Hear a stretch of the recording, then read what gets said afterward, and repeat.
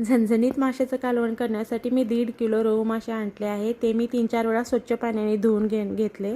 स्वच्छ धुवून घेतल्यानंतर मसाल्यासाठी 7-8 पाकळ्या लसूण, अर्धा इंच आले, थोडी कोथिंबीर आणि 2 मध्यम आकाराचे टोमॅटो, पाव वाटी खोबऱ्याचं खीस हे सर्व मी मिक्सरमध्ये बारीक करून घेतली आहे.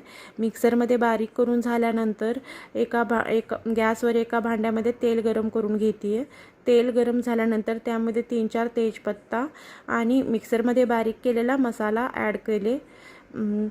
तुम्हाला जर माशाचे कालवण हे कढईमध्ये करायचं असेल तर तुम्ही कढईमध्ये देखील करू शकता. जर तुम्हाला क्वांटिटी जास्त हवी असेल तर तुम्ही पातेल्याचा यूज करू शकता.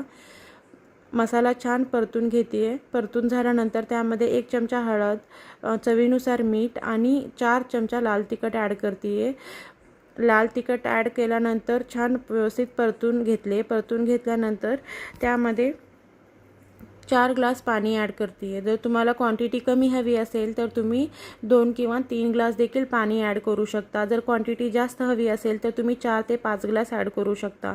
पाणी ॲड केल्यानंतर त्यामध्ये स्वच्छ धुतलेले मासे ॲड करायचे आणि परतून घ्यायचं आहे आणि ते 25 ते 30 मिनिट शिजवून घ्यायचं आहे.